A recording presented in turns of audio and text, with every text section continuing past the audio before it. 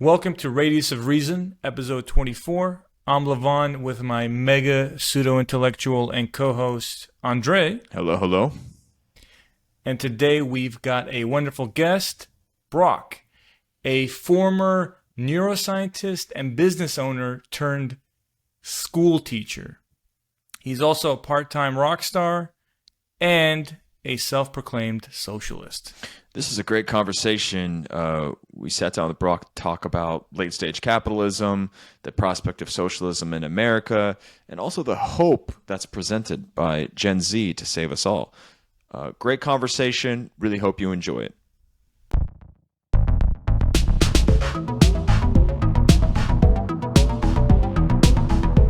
Brocke, why do you hate America?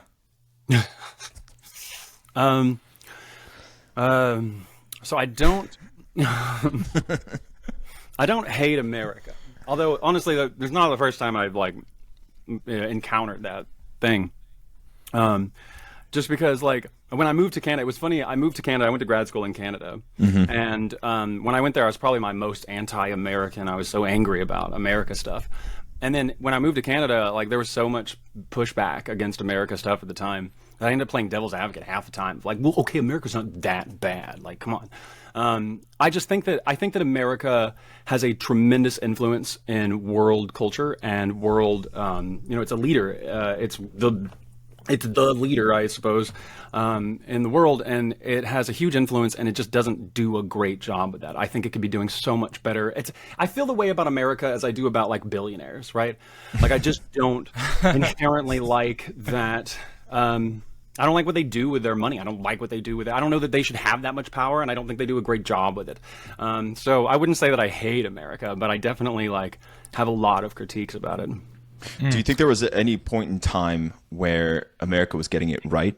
As in it doesn't have to be in recent history, but if we had to point to a moment when the American project was heading down the right path, do we have anything like that in history of our country? It's a great question, right? Because everything's nuanced, right? No empires have ever been, perfect or anything like that. I think right after World War II, when we were doing Marshall Plan stuff and helping set up, governments around Europe and stuff, right. maybe before we threw too much into the Truman Doctrine, but around that time, America was seen as it was doing good things. The Marshall Plan was a huge success, and I honestly think to some degree they did have good.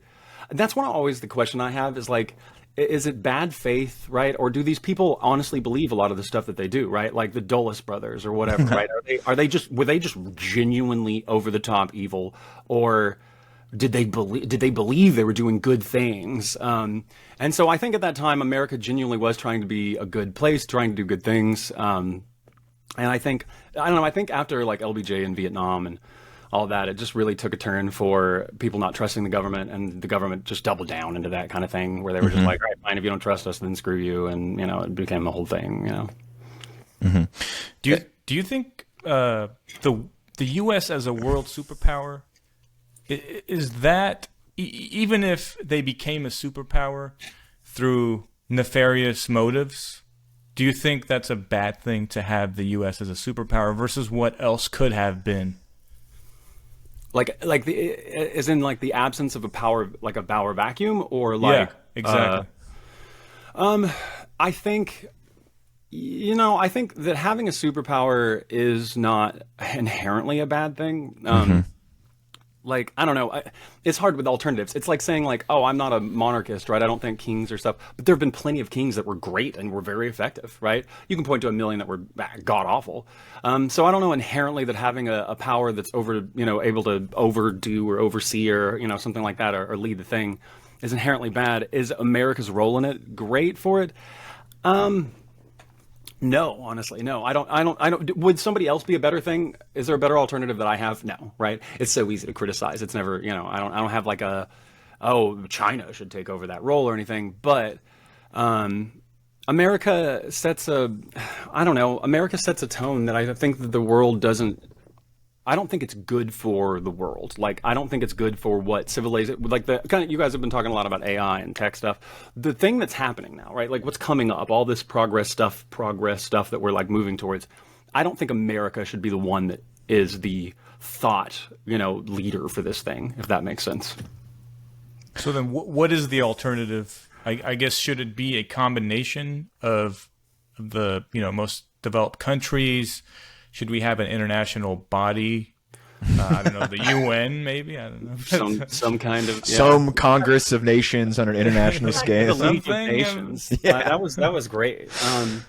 Honestly, I think so. I think to some degree, like there should be more input from other cultures and other groups and what other people are doing. I'm not saying America's doing everything wrong, right? There's lots of things we're doing right, or at least doing well. But I don't think, but they are the strongest, loudest voice. Do you remember that when, I think it was 2017, when Trump was like, he'd been in office for less than a year, and he went to that meeting, I don't know, it was probably the Paris Climate Accord or whatever, and he like had to shuffle his way to the front and push past all the world leaders and get up at the front. Like, to me, that's America. Like, that's what we do. We don't need to be in that constant role. America should have a chiller person, or at least, that can join the conversation and actually add something to it rather than trying to have a bullhorn that just yells at every other country. That because there's all kinds of countries that are doing like really interesting good things with more modern ideas. And I just think that America's voice is way too loud. Right?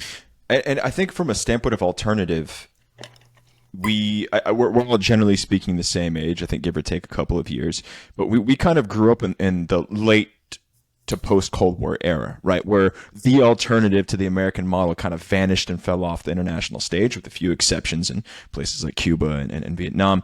But with the neoliberal economic order, to a certain extent, brought about a level of standardization to cultural, political, and economic models, at least in Western Europe and the United States, and to a certain extent, Eastern Europe. And if our frame of reference is like mass violence and global tensions, and we look back to the era of like World War II and World War I before that, where there was mass slaughter on a human scale, is the presence of kind of neoliberal uniformity, is that actually a terrible thing? I mean, are we kind of destroying the human spirit, or are we preserving it to a certain extent?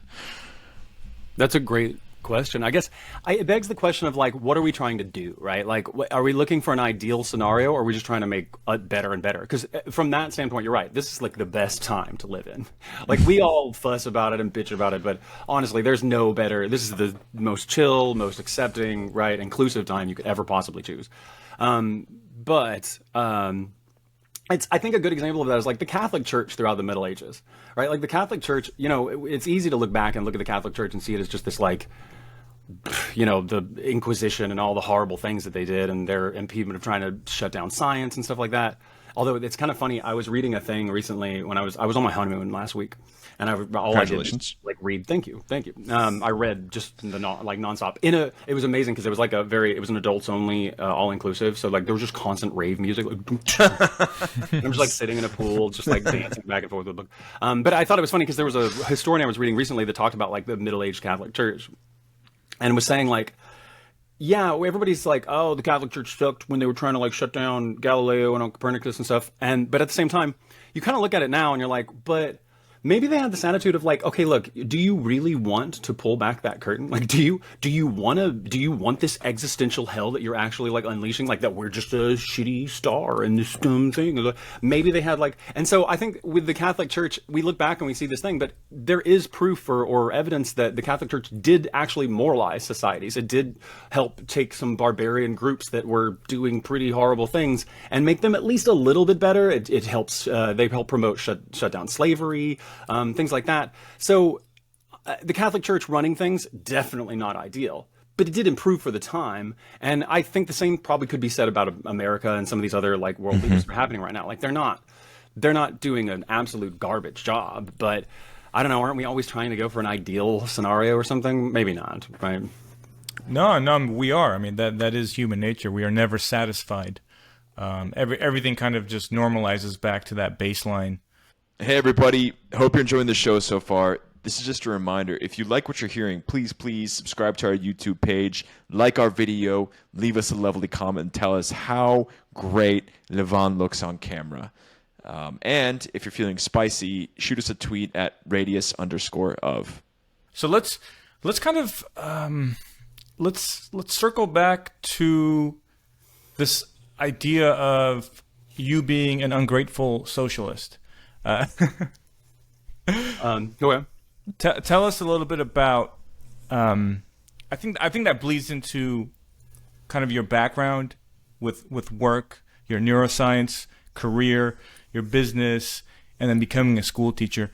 Let's talk about your background a little bit, and then we can discuss how that bleeds into these wider concepts. Sure.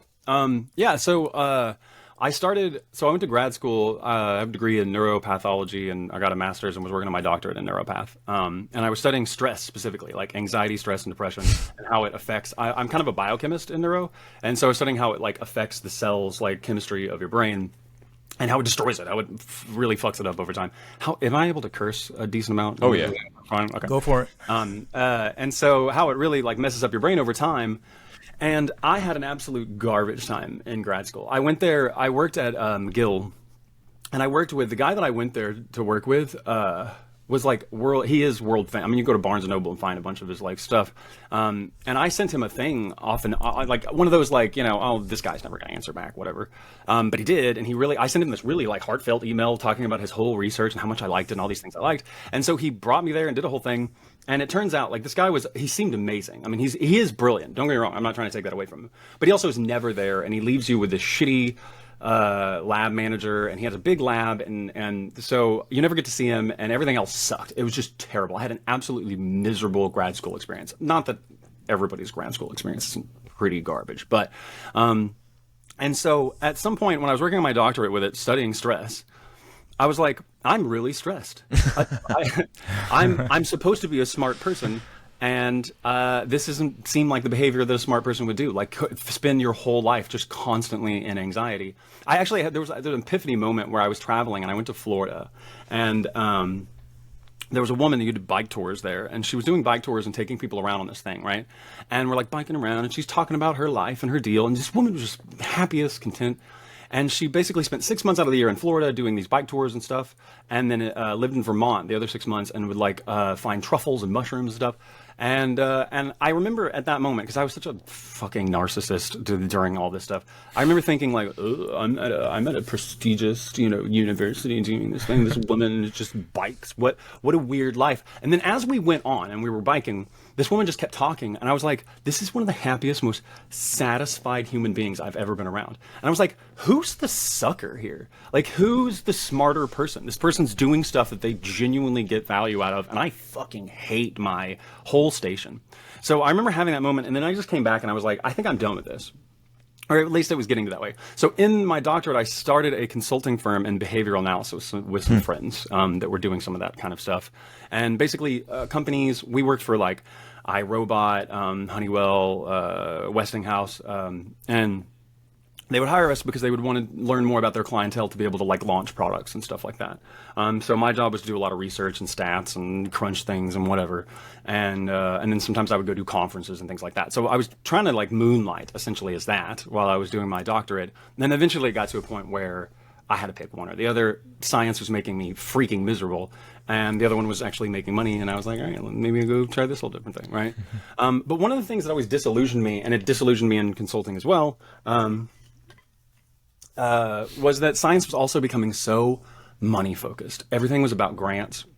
That's all that matters. Like, and here's the thing: I'm not trying to be some hipster science purist or whatever. Like science should only be this way. But the whole point of science is that it should be objective. That when you're studying something, you are trying to objectively understand what the phenomenon that you're studying is. And if all you're doing is going, well, we can't study that because that's not going to get funding, right? Nobody cares about that. We have to go to this angle over here because, let's see the effect of TikTok on these specific cells do, because that's how science is. Just like anything else that's becoming that way, is money just gets involved, and the only thing that gets funded is whatever's popular and people like.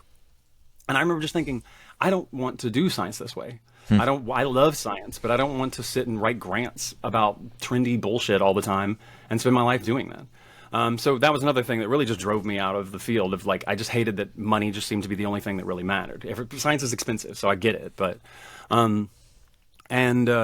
so then I moved into consulting, did that for a while. I actually got hired by one of the companies, Westinghouse, to run like a product development division that they had there, and went back and forth to like China and overlooked at some of the products and stuff we were making. Did that for a while. I worked directly under the CEO and the CFO and hated it. Like we would go out to these expensive dinners and these were the worst human beings I've ever encountered. Like they're just the most superficial, terrible, terrible people. And I know that's anecdotal. I'm not trying to say because I think that's one of the fallacies of against like capitalists. Like when you're criticizing capitalism, is that capitalism doesn't have a face. Everybody wants to picture some Wall Street guy in a suit and vest and whatever, and he's there, and that's capitalism. And of course there are those people. Elon Musk comes to mind, but they aren't responsible for capitalism. It's a phenomenon. But that being said, those people, like, also, I just was around them, and I realized that the reason that they were so successful, because they were all millionaires, all of these people, they lived in massive houses, they drove amazing cars, but they were just the most god-awful, cheating on their wives, doing all this nonstop, just terrible, terrible people. And I realized one of the things that made them so successful was that they just almost had this, like, I don't know, like, mental disorder for money. Just that was the only thing that mattered. Like if you want to be super rich, and I'm not saying you can't be rich other ways, but if you just obsessively make everything in your life about making money, you're gonna make money, right? It's just that's just how. And so I felt that draw. Everybody wanted me, like, you gotta sell, you gotta go do stuff, go make money, make moves, do things. And I realized I just freaking hated constantly like whoring myself out to try and like sell products or sell our services or whatever over and over. It just made me feel meh. So I got depressed with that again, right? And then, so I quit that job, went back to consulting for a bit, and then a friend basically at a high school was like, hey, we're looking for science teachers. And I was like, I haven't done science stuff in a while, it's been a few years. And so I was like, yeah, I'll substitute and check that out.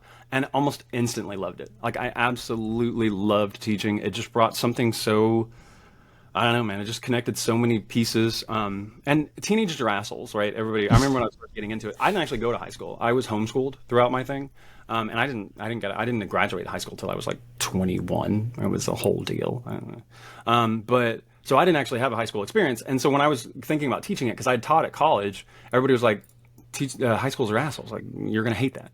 And so I tried it out, and they are assholes, but they're like interesting assholes. Like they have flair. They're like passionate assholes. And I've had some of the most amazing, interesting, fun conversations with them. Like I feel like Nietzsche and Camus and Dostoevsky is literally only being read by teenagers. Nobody else reads this stuff. And so you get to have these really cool, interesting conversations with them because they're like searching for meaning. And so I just remember like absolutely loving it.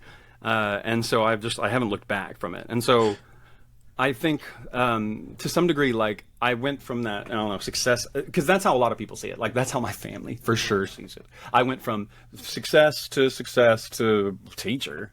But to me, it went from happier and happier and happier. Like it was just all about life satisfaction. And I have never been happier at this job. So you're a high school teacher. Teach science. Are you in the public or private school sector? So I taught public for most of my thing that I've done it when I was in Texas. But when I came here, I came to a private school that focuses more on like rich kids for sure, but like kind of fucked up rich kids, if that makes sense. Kids that are struggling mentally, things like that. We have a lot of like a big, huge thing, and it's one-on-one teaching. So you teach like one student at a time. So two observations about what you just said. First of all, did you know Nikola Tesla was also a consultant for Westinghouse back in like the late 19th, early 20th century? And really? He too got very fed up with like the corporate bullshit and left. I am going to make that a thing of my story now. And second, what you're describing is kind of an interesting phenomena because so during Soviet times, kind of really forward-thinking individuals, like the creme de la creme of society that go in to study advanced engineering, chemistry, the sciences, as a rejection of this decaying Soviet model. And that's not a commentary, I think, on the greater philosophical foundations of socialism or communism, but as a rejection of the decay of the Soviet system in the 70s and 80s, they would refuse to go into their professions. They would instead go and teach in public schools, or all schools were public, I guess, but they'd go teach. They would become landscapers. They would become bus drivers. And in many ways, it was a search, first of all, to return to maybe what was seen as like a pure society versus what was kind of the corrupt, broken political establishment. But it was also a way to protest something that otherwise was too existential to face down as a single individual, right? Kind of this maybe nihilistic acceptance that me as one person, I will not be able to change the system, but I will refuse to contribute to it as much as I can. Do you feel like any of that is maybe a philosophical grounding to your decision to step away from that kind of life?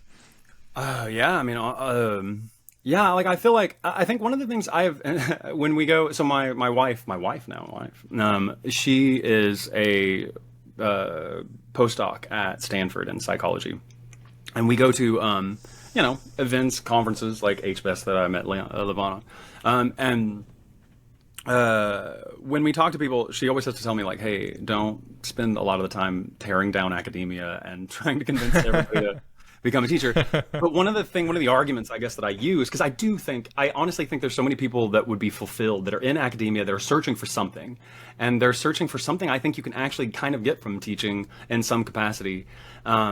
And that's community service. One of the things I hated about, not hated, but like I was disillusioning about science for me, is that like I wanted to change the world. I wanted to be so significant. I wanted what I was doing to be so powerful.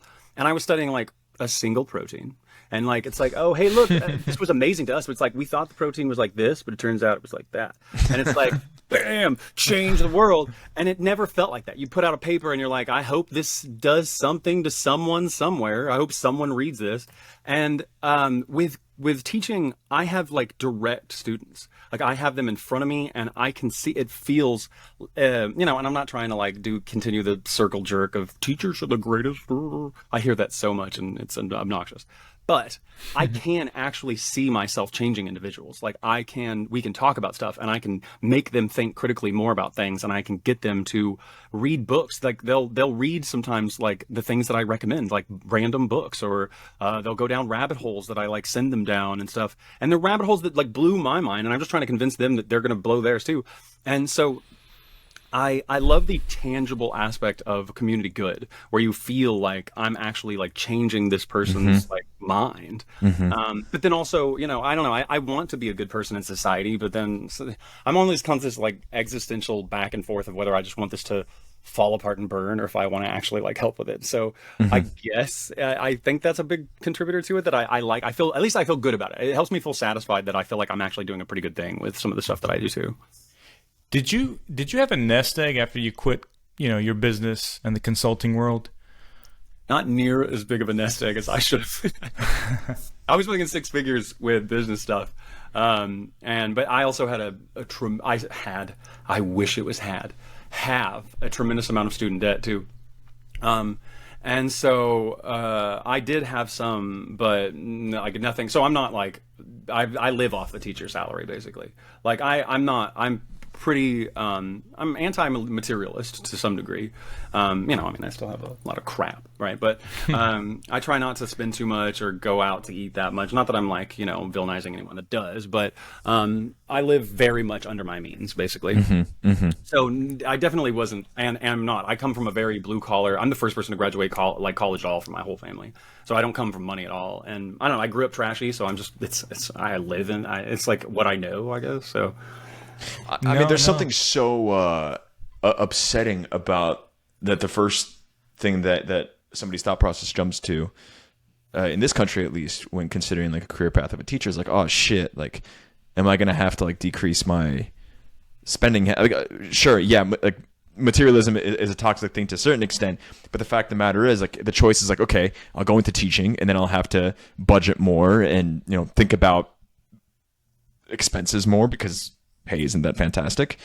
Or I get to be in this awesome career path that I have a direct impact on the shaping of the young minds of our country, right? And the fact that's an exchange where you're either going to be balling or you're going to be, shit tier, anti-materialist, like teaching class. Like, something's wrong with that. And how many people do you know that have actually walked away from these sorts of like big dollar consulting gigs or owning a business to step into education? Very few. Very honestly, very few. But that's the thing is like they're staying. I have lots of friends that are all still in academia and they just seem miserable. I mean, every time you talk to them, they hate their jobs. But they can't. They just feel like they've gotten too far. It's a sunk cost fallacy. At some point you're just like, no, I've already put too much education into this. I didn't need to do that.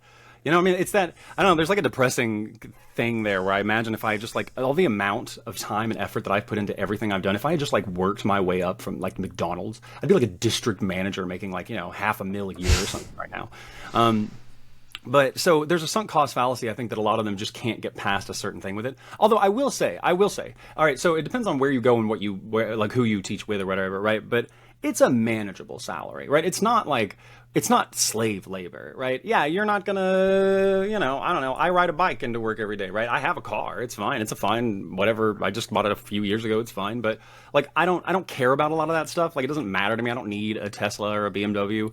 And so I think if you can just move past feeling like some of that stuff, right? I think it's a manageable lifestyle. I think other people just don't want to. I think they want that other thing, and they're convinced that that other thing is going to be the thing that actually makes them happy versus, I don't know, going into work and not wanting to drive your BMW off a bridge going into work.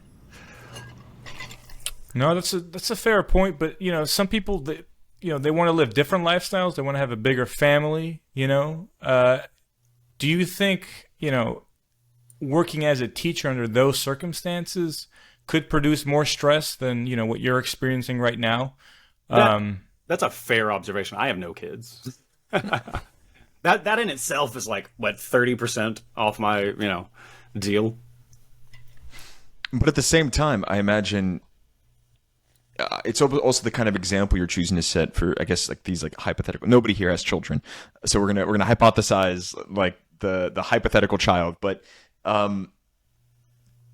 so many families, stay in those like big earning career paths, and they stay, part of the hustle grind culture and whatnot, but their children are still miserable, right? And they might provide more money, but you're not really setting any sort of example for your child, and you're not setting any sort of like moral or philosophical foundation for them by which they can grow up to be good people, which I imagine is what you're trying to do if you're a parent.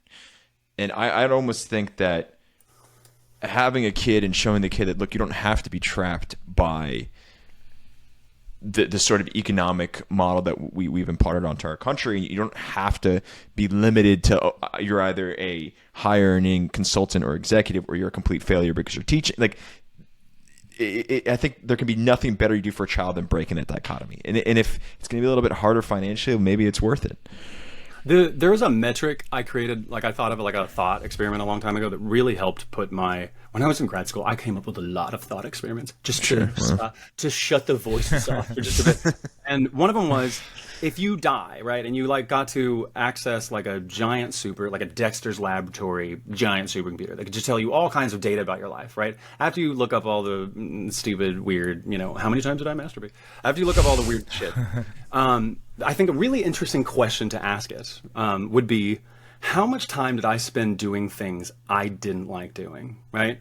And I think that's an interesting metric because, like, you could be a CEO or a famous celebrity or something and spend a shit ton of time, way more time, doing stuff you hate, being in boardrooms around obnoxious people you hate, you don't want to be around them, and versus being a peasant farmer in rural Indonesia or something, and have a way better time. It's where there's a reason why a lot of those happiness index, quality of life or whatever happiness index that are often Costa Rica and Bhutan, yeah, and I think it's because they've learned to make do with what they have. They don't have access to all the crap that we do, and so they're not fumbling for it. I had not an argument, but like a discussion recently with someone over like I was saying that like I wasn't saying, and this will probably be great from y'all's position of like the Soviet socialist, like but like that in some capacity it must have been, maybe it could have been more fulfilling in some ways to be like a feudalist peasant in the past, because in some capacity they didn't fumble for meaning. Their lives were hard. I'm not trying to pretend that they had great, chill lives. Like, they spent their lives working, but their lives were like satisfyingly where they churned butter and then they ate that butter later. And there's something about like not wondering, like, your great grandfather was a farmer, your grandfather, your dad. You don't question you're going to be a farmer. Your kid's going to be a farmer. And so you just live your life in a moment, right? And I feel like there's something that we've lost now. Actually, at the turn of the century, in the Industrial Revolution, like late 19th century, there's a sociologist, Emil Durkheim, wrote a book called Suicide, where he first connected stats to like the increases of industrialization around Europe. He found that the more industrialized an area was, the higher suicide rates went. And it was weird because the question is like, it almost seemed like a paradox at the time. It's like, well, they've got access to so much more stuff. Like, you can have access to jobs and restaurants and lifestyles and people that you've never had before, right? Versus being a farm person. And then he came up with he wrote a whole book about why. And he came up with all these lists of reasons, but a lot of it is that you lose meaning. Like, you go there and you have no idea what you should be anymore. And you're just suddenly like here and all these options are in front of you. And like, they're so daunting to try and like find what, like, the game feels so much more complex at that. And so now you're like, they're trying to, what is that job? What is this person? Would that person be better over there? And we've obviously now at this meta stage that we're at, right? Like, everything feels, well, I think there's a book called Paradox of Choice by Barry Schwartz. And he talks about like decision anxiety, where he talks about, how when you go to the store and you want I want Oreos, and you go to the store and then there's like 94 different types of Oreos, and then you sit there and you're like, oh, I guess I should make an Excel sheet for figuring out which Oreos I want. And he's like, over time, that's making us nuts, right? And so I think that's the early version of what Durkheim had encountered, was like that we got this loss of purpose from moving into this more complex, more, I'll keep it on brand, capitalist-centered, industrial environment, that I think just makes it where it has this illusion that everything is great, that you have access to all this stuff, but you don't, it's not fulfilling, Hey, everybody, if you are enjoying the show, please don't forget to hit the subscribe button, like, and also comment. And I think we have a Twitter page. Andre, can you chime in on that? It's radius_of. Yes, right. Back to the show. Do you think the issue is that under capitalism, our most core evolutionary predispositions are amplified and hijacked? Our desire to seek status and resources. It's kind of, hijacked by this system.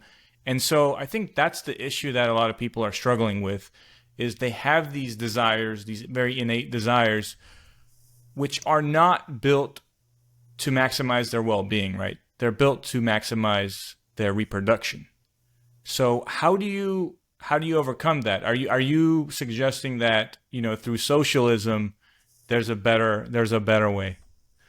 Yes, I absolutely I think that's the entire basis of capitalism. The basis of capitalism is to exploit workers, whatever, make some money off of it. But I think one of the basis of capitalism, there's a great book by a French author, Guy Debord, where he wrote about basically like how we went from this thing, and he wrote this in the 60s, and it's so insanely, like, he didn't know anything about social media, and it's weird because it makes so much more sense in social media context. But he basically said that we went from like our needs being these things where, like, basically we live in a society where our needs are completely taken care of. If you live in a Western whatever thing, like, you clean water, food, whatever. So then you just keep moving the bar of needs, like a hierarchy kind of thing, right? Of what do I need? You move into these stages. And he said we went from, what did he call it? Like, we went from like needing to appearing to, like, the social media aspect of this is like we don't even, like, it's not that you are trying to, like, you don't buy a car because it's functional. Like in the 60s, you bought a car, like a nicer car, because you wanted to look cool to your neighbors, right? And now we've moved to the point where it's not even about that anymore. Like, you pretend to buy a car, you pretend to have a car, and put it up on social media so you look like this badass. And it's like, I think capitalism continues to do this thing with us that's like a virus in our brain. It pinpoints off of our, like, reward, whatever motivational thing that we have, and it just keeps making you feel like there's the new need, right? Like there's no, you need to feel are you unhappy, right? Because they help keep that. It's when we get into the weeds of actual socialism, the main thing I want from socialists is socialized medicine. And because I think capitalist medicine, I think it's inherently evil. And I think that socialized medicine is like, sorry. Oh God, I lost my thought. I like to listen to y'all's thing too, because every now and then you guys would do it, and I'm like, okay, that's cool, because I feel like you're going to ramble about something. Socialized medicine. Socialized medicine. The reason I think capitalism shouldn't commodify everything. Does that make sense? And that's capitalist's whole deal. Everything's a commodity in capitalism. Your life is a commodity in capitalism. And so your health is a commodity. And like, there's certain things I don't have a problem with in capitalism. Like, if you want an iPhone and you can't afford one, okay, save up, right? Get a shitty phone, you're fine. You're not going to die from not having a phone. But if you literally would die because you can't get insulin because it's too expensive, because you can't afford it, because you live in America, that to me is evil. We live in a time period where we could totally give everyone insulin that needs it. And we're like, no. Is it evil, or is it just a reflection of nature to a certain extent? I mean, like, if we see a lion chase down a gazelle and slaughter it, we don't point to the lion and say, hey, it's a fucking expression of evil. No, I mean, it's a lion doing what a lion is set to do by its natural impulses. Just like if capitalism is an expression of human nature to a certain extent, or a part of human nature, it's just a system that is going along the rules that it has. Sure. If you can commoditize something, you will do it. Now, do you feel the solution is greater regulation of the market, or is the solution the complete destruction of the market and starting over from scratch? Like, I mean, you commented that there are some obvious elements of capitalism you might agree with, and I share those thoughts with you too, right? I mean, the iPhone example is great, and there's countless others we can think of. But at this point, are we too far gone in how we've evolved from an economic standpoint to actually reform anything? It's just going to get in its own way? Or can we still gradually chip away at it and kind of redirect the battleship, so to speak? Sure, that's a great question. Okay, so on the first part that you said real quick, I do think it's natural. I think it's natural, but there's like an evolutionary fallacy where just because something's natural, it's like what Jordan Peterson and the lobsters. Oh, right? Lobsters! Yeah. Lobsters. He just because something is natural, right, but the humans are everything we do defies nature. That's our whole deal, is to defy nature. And so the thing that we've created it's not a natural context, right? So I think that it's hard to put that in context of that kind of natural thing. Sure, it definitely is a natural thing. I mean, so is to murder people, right? Like, I mean, when you look back at throughout history, I mean, it was not uncommon for people to just constantly murder all the time, and we're trying to move towards not doing that as much, right? So I do agree, and I think that's one of the problems with capitalism, is it really does take advantage of like who we are naturally, and it makes us feel this thing that we feel like we have to be a part of. That being said, on your other thing, do we need to dismantle the system? No, I don't think that's the way to go with it. Revolutions are rarely successful, right? They're just bloody, and they're usually terrible, and a worse system, or maybe marginally better system, replaces it. So if you have a functional system, which we do, I'm not trying to pretend. I'm not a dramatic when it comes to like when I say I'm a socialist. I'm not like a anarchist. Let's burn it all down. Like, I just want to see the country move in a direction towards more. Where basically, because there's not great terms for these, especially with socialism and communism and all that stuff. They've just become such buzzwords for so many different things. To me, I want us to prioritize certain parts of our society as more important than a value system, like of a commodity, right? Like health or education. I think there's just certain things that we should that should be more important than making money off of it. So I want to circle back to the point you made about the healthcare system and how you would prefer to socialize medicine, or at least that's one of the, components of society that you would socialize. Do you think there is a bit of an issue with reaping the benefits of capitalistic, innovation and progress that's happened at a technological front in medicine, versus like socializing it and not having that benefit? I mean, I guess there's trade-offs is what I'm trying to get at. And how do you justify that trade-off? Like, how do you make a value judgment to say, well, this is better than the other? Or can we have both? Is that a false dichotomy? I actually do think you can have both. Like I lived in Canada for a while, and Canada, again, I'm not trying to like I know a lot of people do that. Like Canada's system has its own flaws and issues too.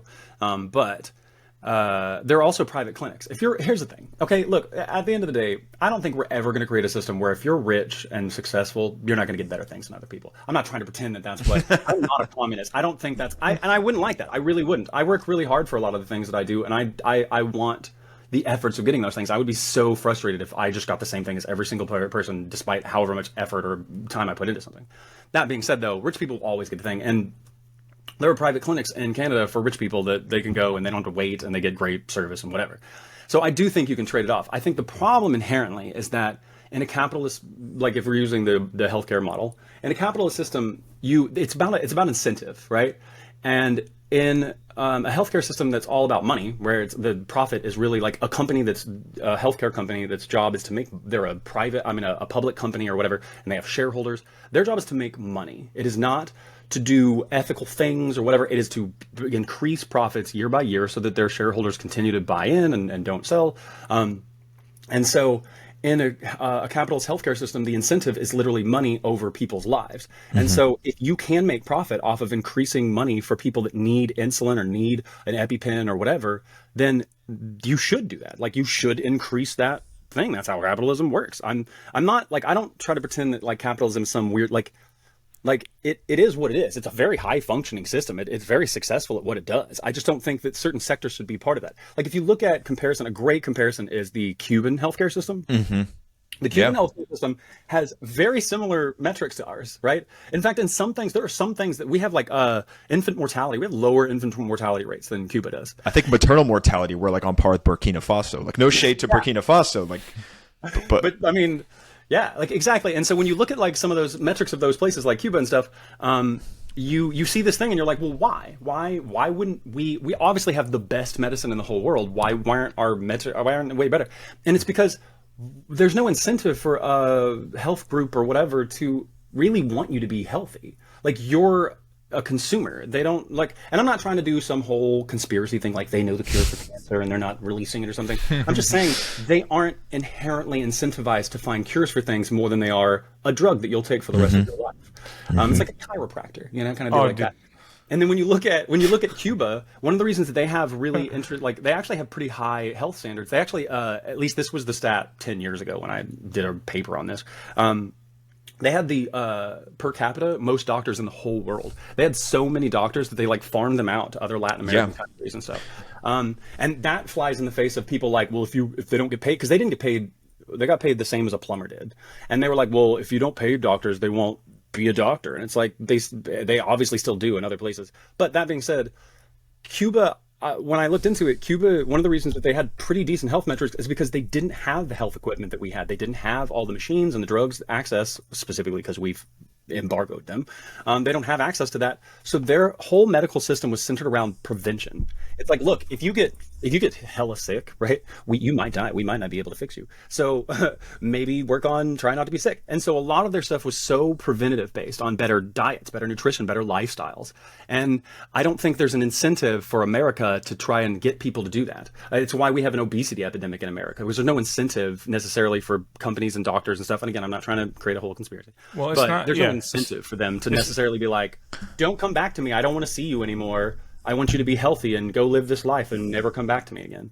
And I think the Cuban example is really fascinating too, because despite the embargo that's been in place since '59, or actually after Bay of Pigs, I guess, but despite the embargo, despite complete lack of capacity to import medical equipment, Cuba was still in the forefronts of generating their own COVID vaccine and distributing the vaccine to its population. Like they had no problems with that.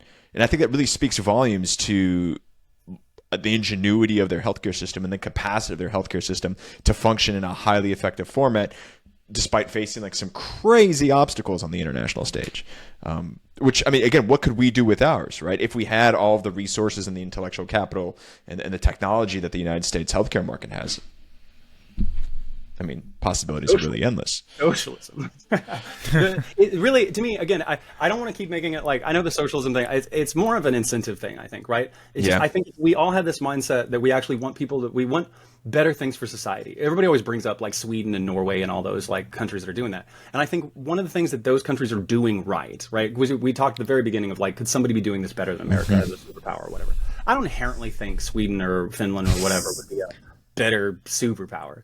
But some of the things you could borrow from them, or New Zealand or whatever, is that they just tend to have certain things in their sector of society where they're like, we're going to lose money on this. That's it. That's all there is. We're going to lose money on this because we consider this to be more important. It increases the quality of life of our citizens, and we think it's good for them to have this, and we are not going to make this a monetized, commodified thing. And I think that's something that America everything is for sale in America. Everything. Yeah. We have a society that is over-optimized for profit. But I want to push back against your position a little bit by asking you to kind of steelman like the opposing argument for like what the downsides of moving to a more socialized society, a socialistic society would be. Like what do you think are going to be the trade-offs there? Well, historically, it would mean that we would all work on farms. Everything we're doing right now, we would all just move to farms.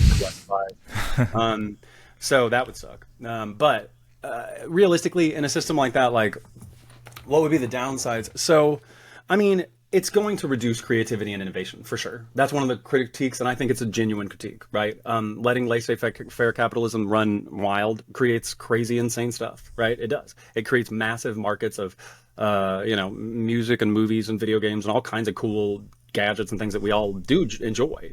And so I think a lot of that it's one of the reasons America is like the main leader of all that, making all that stuff.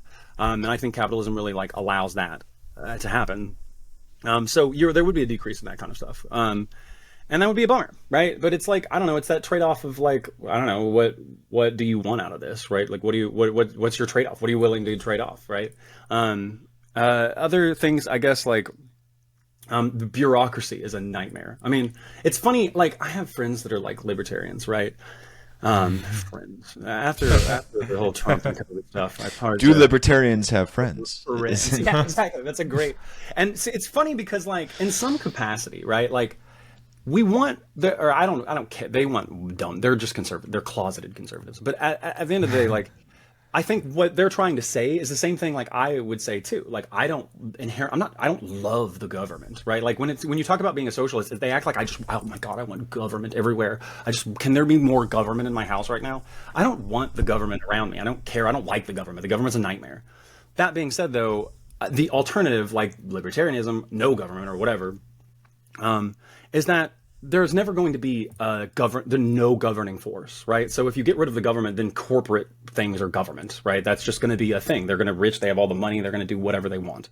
And so I like the idea of the trade-off of having a stronger government that is trying to work towards some kind of common good that is able to temper. That's the thing too, with capitalism, I don't inherently think it's the company's fault. Like, I don't like Elon Musk, he's a douchebag, but he's not responsible he's just gaming the system, right? Like, he's like, if you play a video game, like he's just a button mashing piece of shit that figured out some strategy. He's killing everyone else, but he's just, he's a douchebag. But he's not responsible for capitalism, right? We need more checks and balances and things that are overseeing this that will help make it something less evil, I think. So I don't want like this huge revolution thing for it, right? I think there's definitely going to be trade-offs, and I also just want to have a discussion, if that makes sense too. I call myself a socialist, and like obviously I talked to you about it, in one of the few conversations we had. So I obviously promote it, but at the same time, like, do I think socialism is like the thing? No. I have no idea, but I just want to talk about it, right? Like, we can't even talk about it in America because there's just this villainization of this thing. It's like, as soon as you, right? And so I don't, like, do I think it'll have everything? No, absolutely not, right? Capitalism has a lot of really cool, good aspects to it. I just want a wider conversation, the Overton window to this. Do you feel like maybe, I mean, you described some of the shortcomings in your steel man that, okay, maybe introducing more of like a socialized model would put limitations on the things that are inherently good about capitalism. Do you ever have a sense that maybe we've moved away from that stage of the capitalist model, where we're moving away from a time period where there was like rapid, fantastic innovation and solutions to, you know, our problems, massive booms in creativity and entertainment? Because it almost seems like lately we either have like really shitty, bland ass like replicas of the Uber model for tech as like the next great form of innovation. From like a cultural standpoint, we're not really producing phenomenal pieces of art. I'm talking about cinema, music, literature. There are still good things coming out here and there, but it seems like the era of max American creative output really can't be matched, right? We're not really producing Faulkners or Hemingways, and you know, we're not. I guess we still have David Lynch, but so I mean, you get what I'm saying, right? Do you feel like maybe this stage of capitalism is now actually more oppressive towards any form of human output and human ingenuity than it was in the past, where maybe it succeeded in releasing some of it to a certain extent? That's a great question.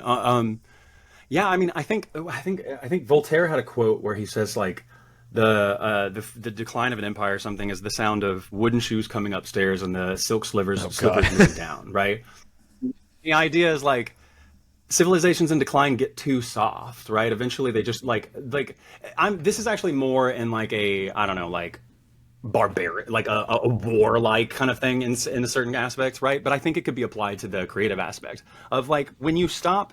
Like, I don't know, have you ever like had an artist or a band that you really, really liked, and you liked their first like 2 albums, 3 albums maybe, and then as soon as they just started getting really rich and famous, like it just didn't make any more sense. They couldn't make that work anymore. And it's because like they're doing a whole different thing. They're living a whole different life. So you sitting and singing to me about being poor in a diner at 2 a.m. or something, I'm like, you're not. That's not, you don't do this anymore. And so they lose something in that. And I think in some ways our society's doing that too, right? We're getting kind of fat and bloated, and like, so at some point, like none of us, like, because they'll put out shitty content on streaming services and everybody bitches about it, right?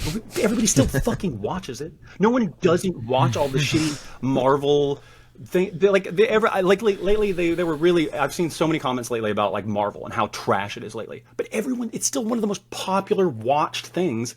And so it's like, stop watching it and then they'll stop making it. But people don't do it. They're just like, this. I don't know.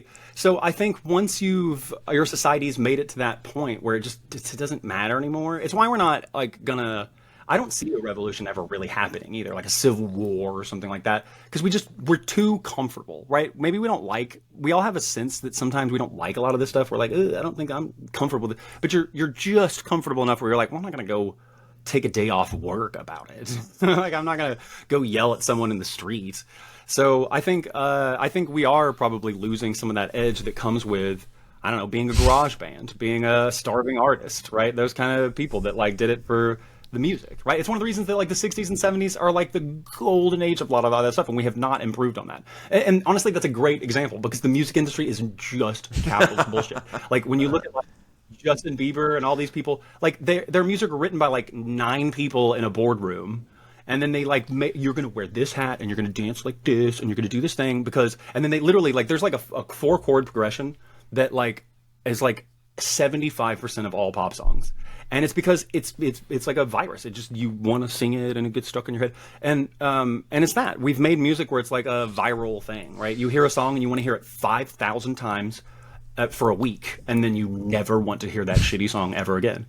And so we've made things like that, right? Whereas like Led Zeppelin was making music or Pink Floyd or whatever, just making music to make music, and then they just loved this thing, and it just turned out they made an amazing thing that has stood the test of time.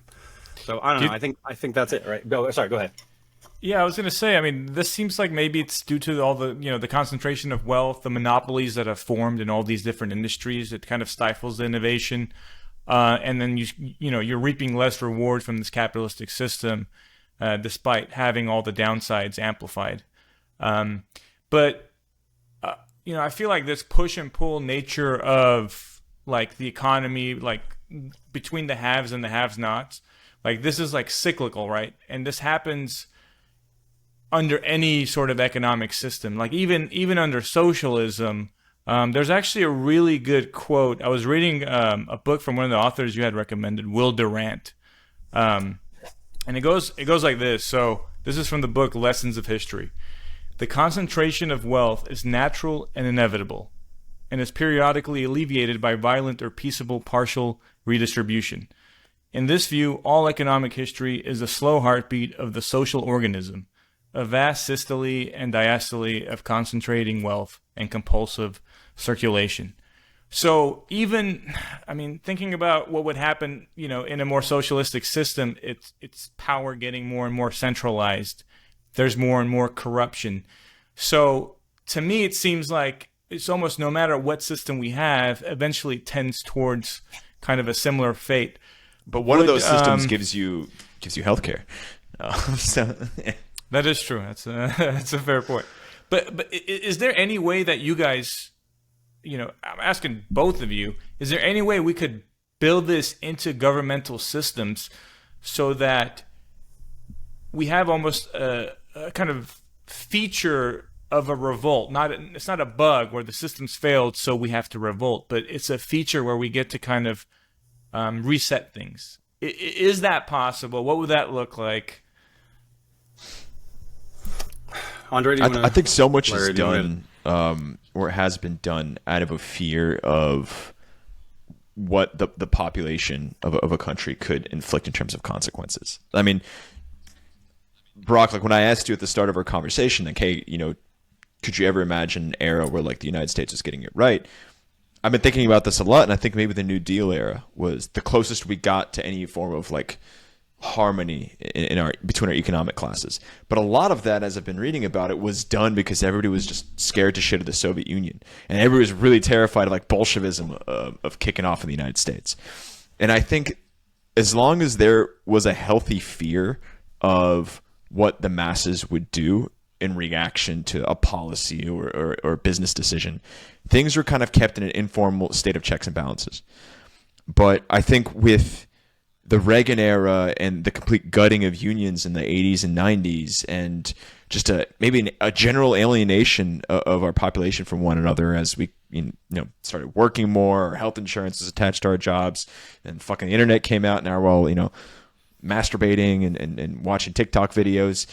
Nobody's really hitting the streets anymore, right? I mean, George Floyd, I think, was such like a shocker to this country because it's like the first time in a while that people are out like, burning cars and shit. So I think that as long as that sort of relationship has existed, there's always been maybe a control mechanism over how policy was written or how business decisions were made. But I think we're totally past that now. There's nothing left to sort of rear in the impulses of our current economic model. Yeah, no, I mean, I think, like, first of all, let me say, like, it made my nipples hard when you like talk about Will Durant.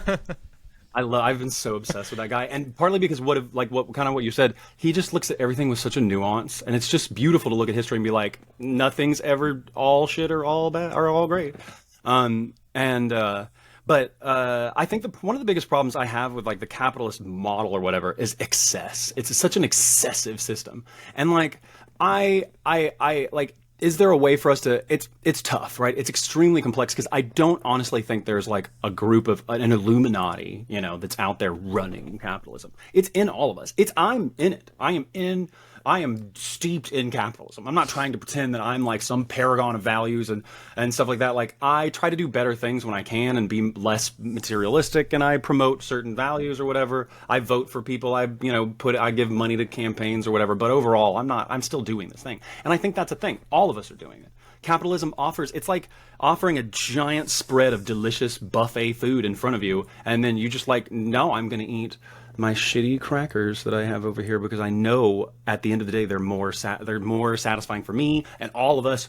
But that's also the thing. Actually, a good example of this, and I will say my fervor for like anti-capitalist stuff changed a lot when I came to California, because California has a lot of rich people, and they're better rich people. Like, and Texas had shitty rich people. The rich people here are better. They're still shitty too. They still have a lot of shitty things, but they also do like better things. They just tend to be more focused on trying a more community good type of thing.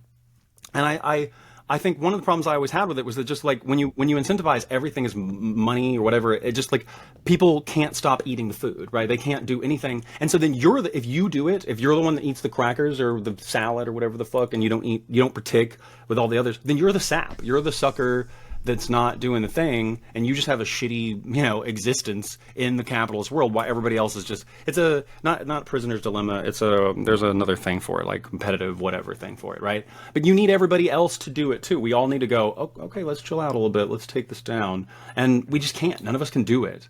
And I think capitalism feeds off of this, like, I don't know what comes first, like the technology thing that we're doing or capitalism or whatever, but they are synergizing. I feel like the tech thing we got on, it's like a train that we got on, in the Industrial Revolution, the 19th century. And we were all like, oh, cool. Like literally a train. And we're like, this is going into the future. We're like, this is progress. And we're all getting in there. And it's going pretty slowly. And we're all like, oh, this is cool. I hope this is probably going somewhere, And then now we're on this like bullet train that is just ripping through time, and all of us are just uncomfortably looking around, doing all the things on this progress tech train, and we just hope that it's going somewhere good, but we all kind of have this underlying feeling that it's not, right? That phones are making us nuts, and social media is terrible, and all this stuff is unfulfilling, and we don't like it, right? And I think that capitalism loves that. It loves for us to feel that way, because when you feel that way, capitalism's like, I can sell you some snake oil that's going to totally make you feel better for 10 minutes, and then you're going to feel like that again. And so, yeah, I want a structural thing. So your ultimate question, though, is it, I don't know, man, I'm starting, like, I want to believe so, and I feel like if you can, I want things to be localized, right? I think, to me, a lot of this is a problem of scale, right? What was it? Marjorie Taylor Greene recently talked about a national divorce, right? And honestly, I've been kind of talking about that for a while, because I know that's anti-American. To go back to that, why do I hate America kind of thing at the beginning, like, I think that when the Constitution was written, right? The population of America was under 3 million people. And when you look at the context of the Constitution and all the things they talked about, it makes so much more sense with 3 million people. 3 million agricultural, mostly farmer people. When you get to 300 plus million people, it's falling apart. Like, it's not a bad system. It's not. I love the Founding Fathers. I think our government is actually a great governmental system. But it's not, it doesn't make, the scope of it is too big. And like, imagining California and Vermont being able to get a consensus with Alabama is absurd. It's just an absurd thing. It's like having two completely different ideologies. And so we never get anything. No one ever gets what they want, because we always try to meet and no one can ever meet. And so in some ways, I think, making regions or whatever, having this be a smaller localized thing could practically become a more, manageable system like that. Interesting. So do you find that the political divides are as such between, again, the metaphorical California, metaphorical Alabama, that we have less in common with one another now at this point, that we would never be able to maybe figure something out or make something work, right? As in, are there more things dividing us as an American polity now that once maybe we were able to navigate a bit better? If you put them in a room and you made them talk, no, I don't think so. I think group-wise mentality, tribalism things, yeah, I think we're moving to a point where it just seems like it's hard to imagine the two spectrums that have developed. It's hard to imagine them somehow finding, because there's no one's trying. No one wants to find a thing, right? Like, no one's like, I want to find a middle ground with those weird rednecks and these, blue-haired, whatever, woke people. Like, no one's trying to bring that together. And so I think if you put them in a room together, like, I grew up in the South. I grew up with blue-collar, not dirt poor, but like, lower class, whatever, family. And a lot of my family's racist. They're young earth creationists, whatever. So I've grown up around all this kind of thing. I was Southern Baptist forever. And idealistically, the way they vote, if you ask them about a bunch of their views, they seem like shitty people. But when you actually sit down with them, they're not shitty people. They genuinely are pretty good people. They'll give money to homeless people. My grandfather, who is, but he's taken homeless people home and fed them before and stuff. He did it out of Christian charity, but like, it still did it. I've never taken a homeless person home before. And so So there's certain things with it, like I think if you could put them in a room, right, I think that they would be fine. But how we could metaphorically put all those people's ideas and cultures and stuff in a room and let them sort it out, I just don't imagine how that's ever going to happen. Like I don't know imagine how Alabama and California are ever going to see eye to eye anymore. It's one of the reasons I wanted to get out of Texas, man. I was just so tired of making excuses. Like, no, it's gonna next year. No, I'm done. I don't need to stay in this place anymore. No, I mean you're spot on though, saying it was it's a problem of scale, but then it's also exacerbated by the technological, progress that we've made, and that's rapidly just evolving in a way that's uncontrollable. Wait, I have a resolution, actually. I have a good resolution for this. Do I think it's actually manageable that we could get this going? I do, actually. And this is going to sound so hokey and stuff, but it brings it back to my deal. My students actually give me hope. My students are good people. There are a lot of them. These newer students, Gen Zers are kind of idiots. They do really millennials are kind of things, fucked up too. Yeah.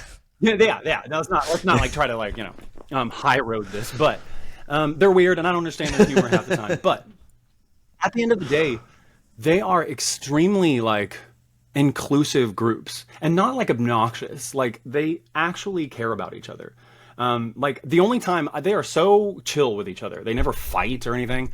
The only time I ever honestly see them like genuinely get like kind of angry with each other and stuff is when someone says something shitty to someone else. Like when someone says something out of line and other people will be like, hey, that's shitty. You don't have to say something shitty like that.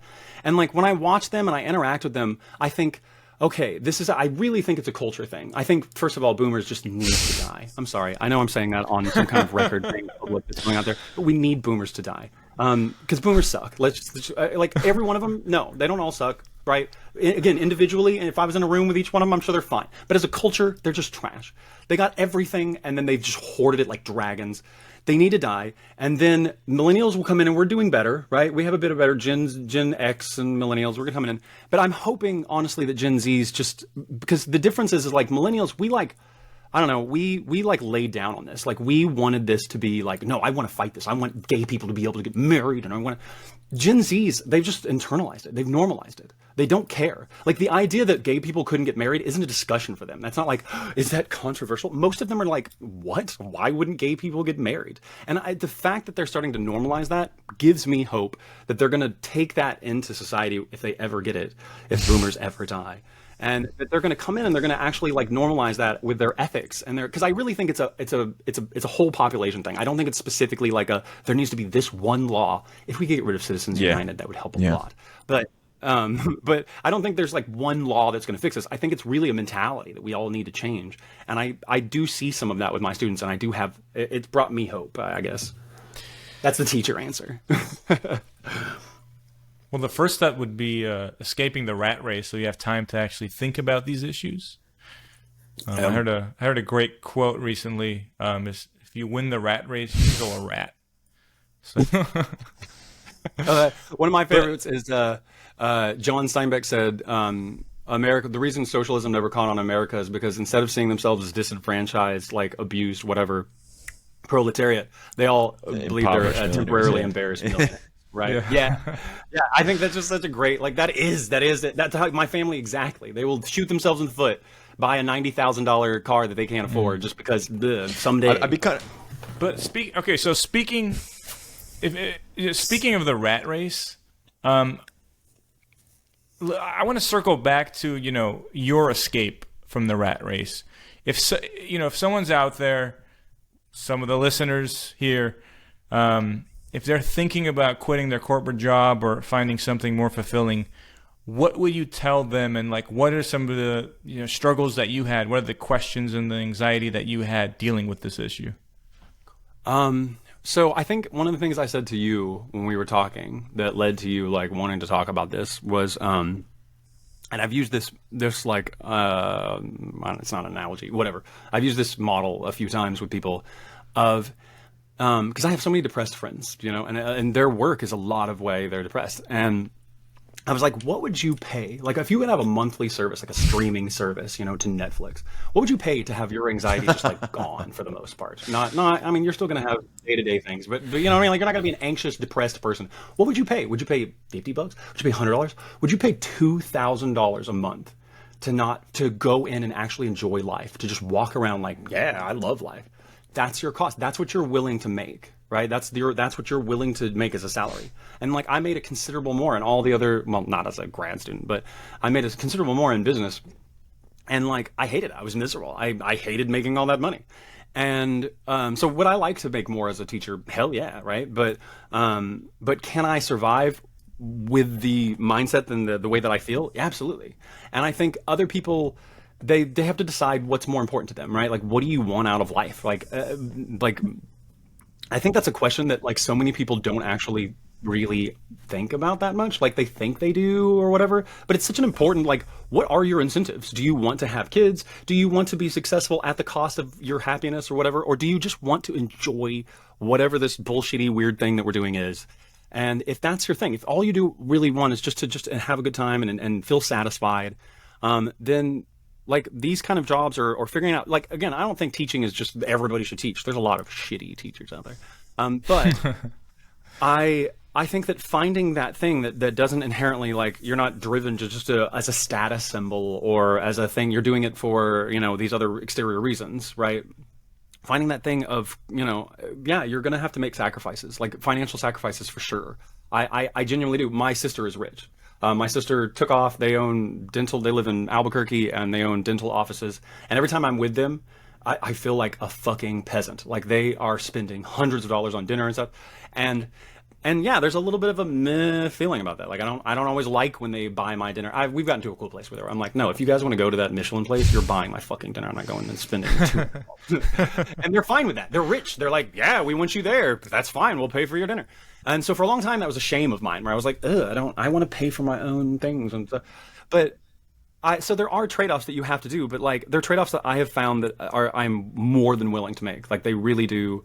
I don't know. They make me like, I would pay a lot of money for that, and I guess, for feeling great. I love going into work every day. I really don't have bad days going into work.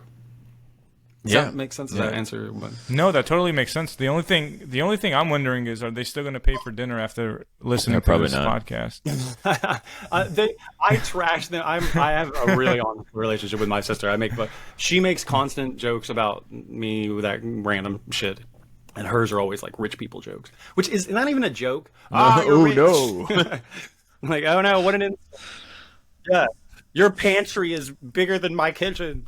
But yeah, no, I don't know, man. I like, it would be great, obviously, if teachers made more, or if some of these other jobs that we like, firemen, man, like, firemen are amazing. They're like superheroes. They should make a lot more than they do. So, and again, I think that's part of a socialisty. Again, I think the socialist thing is just it's the closest thing that I found. I don't think it's the right exact thing of saying what I think we should do. I just think we should have better incentives, and certain things in society should be valued more than they are, even if they're going to come at a loss, right? Even if they're not going to make money off that thing. And so I think firemen and teachers and all these other type of people, you'd get a lot more better people. Like, we would get way better teachers if you did offer more things for that. I have lots of friends that if you offered them, good benefits and salary and stuff, they'd come do this. They like it, but they're not going to, because they make a lot of money being miserable. So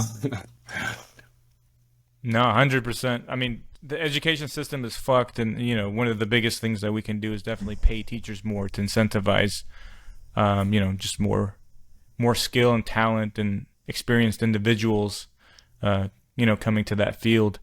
Sounded like a socialist there, man. Yeah, that's. He's been very persuasive tonight. So. Was that the bit? Are you guys like? Was this going to be like a devil's advocate? No, I'd say we're pretty in sync with what you believe. I think that we try to trump ourselves up to be neoliberal imperialists, but I think we do a very bad job with that. Yeah, I think when you say social, like, I'm a socialist, it's like, I wish the whole world was the Soviet Union in the 1930s. And it's like, no, God, no. No, I don't think any of those. No socialist model really has like nailed this thing. I just want it to be more part of the conversation. And I think in this country, the Cold War really did a number on people where, and granted, things got a little bit more decent for individuals associating themselves with quote unquote socialism during the Bernie Sanders campaign, where he openly was talking about democratic socialism and the benefits of it. But there is still such like a Cold War era, almost like a residual trauma where nobody wants to say it out loud. And they'll do like any form of gymnastics in describing their ideal form of society, where it's like, yeah, I think that, we shouldn't have homeless people, and, people should be getting decent health care. And yeah, why shouldn't teachers be making, 70, 80K as a standard? And like the prescriptions are all there, right? And I think a lot of elements in this country, especially in recent years, embody some of the overall ambitions of quote unquote socialist systems in Europe, right? This whole push to get women into STEM, right? I read this really interesting interview. There's a project in Germany, I forgot what it's called, but they're trying to document as many narratives as possible from those who lived in the East, right?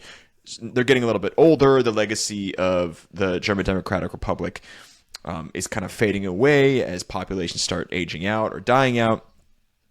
And they've been interviewing people who grew up, lived, studied, and worked in the GDR. And the GDR was like fucked society for all intents and purposes, but also like preserving some of the things that worked. And they were talking to this woman. They're like, hey, she was like a mechanical engineer or something in East Germany at the time. And when Germany reunified, they were interviewing her like, what were your biggest shocks for like a reunified Germany? What things about the capitalist West completely took you off guard? And she's like, yeah, I was just really taken aback by this like notion of women in STEM, like this campaign, we must get women into engineering. She's like, that was like a fucking given in East German society, right? You were a woman, you're going to go to a polytechnic, study mathematics, and then you're going to go to work. Like, okay, big fucking deal. And then like, this has to be like a campaign here, right? It's like, oh, we have to get more girls into technical education. It's like, well, fuck yeah. Like, absolutely. But it has to be dressed up, and you have to, a separate batch of slogans has to be cooked up that cannot mimic at all of what maybe some of the socialist movements in the 20th century tried to advocate for. So there was a weird level of some like equality progressivism that was like the women thing with like Russia or the Soviet in like World War II. I mean, they had tons of women fighters. They were like, of course we want to use half the population can't fight. Send them to the front. Yeah, we're like with Valentina Tereshkova. She's still alive. She's like a batshit crazy politician for the United Russia Party right now. Kind of the quote unquote party of Putin. But she was the first woman in space. And like, she didn't want to go to space. She wasn't she wasn't really like trying to do it. But they're like, we must send a woman into space. And they just fucking sent her up there. And she's the only person that got out there, saw Earth, came back like more conservative and cynical about everything. Like, that's awesome. Okay, well, let's bring this kind of sort of to a close. Maybe we can gather up some predictions about the state of work and capitalism moving forward. Not what we want to see, but what we think will happen. Brocke, go first. What you said, what we think, right? Mm-hmm. Unfortunately, I don't. I want to be a positive person, optimist, but I don't see good things. Like I think to be honest, I actually think that we're at a precipice right now. And I'm sure we've been in billions of precipices, but like I don't know. There's a theory with it's called the Fermi paradox of like why aren't there other civilizations that we've seen in the universe, right? And they have this idea that there's something called the Great Filter. And it's this concept that there's just something that stops civilizations from getting to a certain point where they would be technologically enough for us to actually see them and have evidence of them in the universe. So are we the first, or just is it super hard or whatever? And I think one of this interesting concepts of the Great Filter could be is that our engineering capacity and our ability to be creative in engineering is way surpassing our wisdom, right? It's just we're not able to keep up. Like we are. If you've ever read the book Jurassic Park, it turned into a movie of like dinosaurs go wild. But if you read the actual book, Michael Crichton was a pretty smart guy. He was a Harvard-trained MD and quit that to be a writer. Turned out successfully for him. But the whole point, like the underlying ethical message of Jurassic Park when you read it, is that just because you can do something scientifically or engineering doesn't mean you should freaking do it. Ian Malcolm, and throughout the whole thing, he's a much more prominent character in the book, and he's constantly monologuing about this. While all this shit is happening, he's there going, why are we doing this? Why are we making this happen? And there's this, actually, if you'll, can I like read this real quick thing? I have it queued up because I thought it would be relevant. Go for it. It is a quote from that book, and it's one of my favorite freaking things. This is Ian Malcolm. Or I guess Michael Crichton as Ian Malcolm. Most kinds of power require substantial sacrifice by whomever wants the power. There's an apprenticeship, a discipline lasting many years, whatever kind of power you want. President of a company, black belt in karate, spiritual guru, whatever. It's yours to seek if you put in the time, the practice, and the effort. You must give up a lot to get it. It has to be very important to you. And once you've attained it, it's your power. It can't be given away. It resides in you. It is literally the result of your discipline. Now, what's interesting about this process is that by the time someone has acquired the ability to kill with his hands, he's also matured to the point where he won't use it unwisely. So that kind of power has a built-in control. The discipline of getting the power changes you so that you won't abuse it. But scientific power is like inherited wealth, attained without discipline. You read what others have done, and you take the next step. You do it very young, and you can make progress very fast. There's no discipline lasting many decades. There's no mastery. Old scientists are ignored. There's no humility before nature. There's only a get-rich-quick, make-a-name-for-yourself fast philosophy. Cheat, lie, falsify, doesn't matter. Not to you or to your colleagues. No one will criticize you. No one has any standards. They're all trying to do the same thing, to do something big and to do it fast. And because you can stand on the shoulders of giants, you can accomplish something quickly. You don't even know exactly what you've done, but already you reported it, patented it, and sold it. And the buyer will have even less discipline than you. The buyer simply purchases the power like any commodity. The buyer doesn't even conceive that any discipline might be necessary. And to me, that gets at a core root of something I think we're doing wrong going forward in this thing, especially with AI on the cusp and all this other stuff that we see, climate issues, is that we are really reaching this era where our wisdom has to catch up. We are killing ourselves. We're destroying our environment. We are destroying our brains, our attention spans. We're changing us fundamentally. And we think that we're doing it the right way or that we're doing good things, but I don't think that we are. And so I think in some capacity, we have to grow up. I've always had this like almost fetishy desire for like an alien to come to Earth and just shame shit out of us. Be like, what? You guys could feed everyone and you don't, you pieces of shit. And all of us are there like, oh God. And I just always thought that would be so satisfying to see that. It's like humans we're just like, we're good people, we're interesting, we're amazing, but we're also so shitty. And I just think we have to grow up, right? In order to wield the technology that we're about to wield. And I've been so anti-AI for decades. Now I'm just on the magic ride of wherever the fuck this is going. But it's one of those things that's going to push that, it's going to be like a giant gun, nuclear weapons, all that kind of stuff. It's just this huge gun to our head. And we have to decide what we're going to do with it. I've got the perfect quote to summarize what you're saying. It's from another podcast that I listened to. But we've got godlike technology, medieval institutions, and Stone Age brains. That's perfect. Honestly, that is exactly. I really think that's one of the root of our issues is that we just don't. We haven't figured that out. We are so good at inventing things, but not managing it. So bleak, I guess, is my ultimate resolution.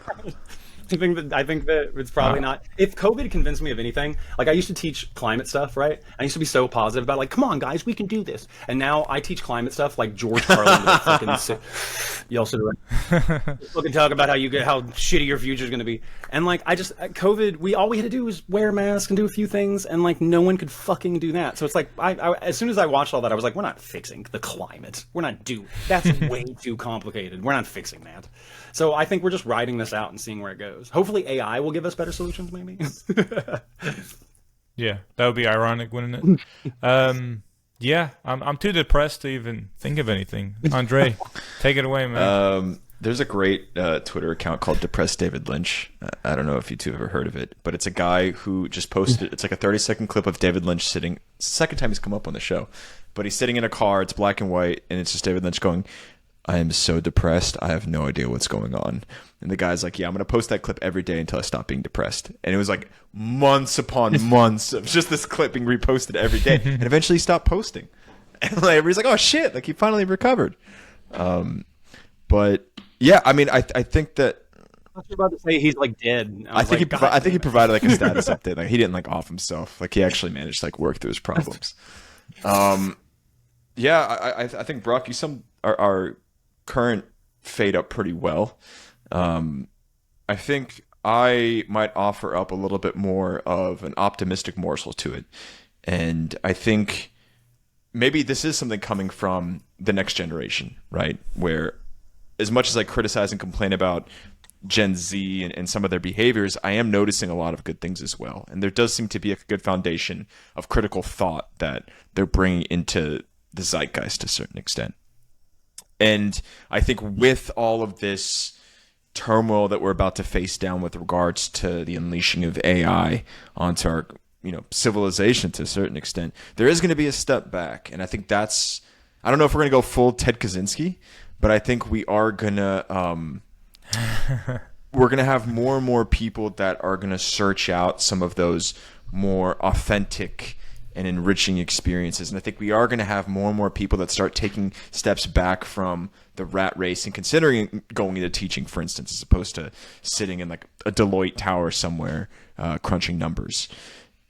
And I think we've seen those things historically as undercurrents to a lot of the historical trends we've talked about, right? Like with industrialization, you also had people that kind of did seek out maybe whatever semblance of a cottage industry they could find. They moved back to the countryside. The Mennonites still exist, and they still manage to attract more and more people to their religion. I think that everything will happen as it's set up to happen, as Brocke, you described it, but there is going to be more and more deviation from the path, and people are going to find each other, and they're going to maybe read a book that really blows their mind, and they're going to go seek out like a higher truth. So it's going to be called that book's going to be called The Art of Being Human, and it's going to be a New York Times bestseller.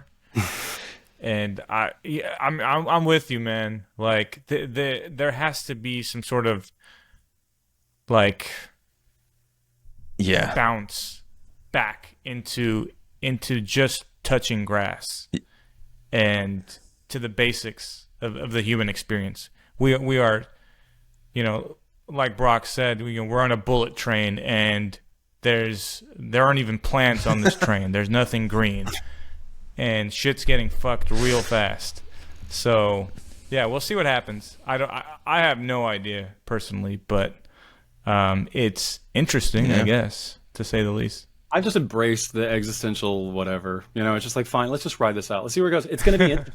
Whatever it is, it's going to be an interesting to a certain thing, extent, I cannot wait to be fucking like 70 years old and be that like George Carlin type of figure. Just like, like, yeah, I don't know anything, like see all the shit, like internalize, like fucking let it make you angry, and then just be a fucking curmudgeon-y, like stick in the mud. I think honestly, millennials actually have every generation thinks this, right? But I think millennials actually have a really genuine, like, interesting insight to that thing, because we saw both sides. I remember growing up without all that shit. I remember I talked to my students about this the other day, where I was like, I remember I would leave the house at like 7 a.m, and my parents had no fucking idea where I was all day. I would just wander back in at night. And they're like, I could have been down with a dude in a van or whatever. They have no idea. And these kids, that's like child abuse. You'll get your kids taken away from you if you do shit like that today. And like, I think millennials have this, like, we have this weird insight to what it was like before, and then we've embraced it after, but like, we know both things. And I don't know, like, we are probably all going to be like that old, like, sitting on our old iPads while all this fucking virtual shit, like, you fucking kids and your... We just had iPhones, on our Game Boys and shit, Yeah,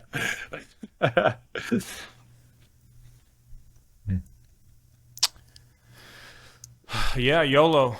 It's gonna be wild. This was a good time, man. I had a good time with this. You guys are cool guys. Yeah, it's cool to talk to you, man. Welcome back anytime. Hey, the show's over. We hope you enjoyed it. We definitely enjoyed making it. Great talking to Brocke. Please hit the subscribe button, like, and comment as well. And be sure to reach out to us on Twitter, radius_of. Catch you next time.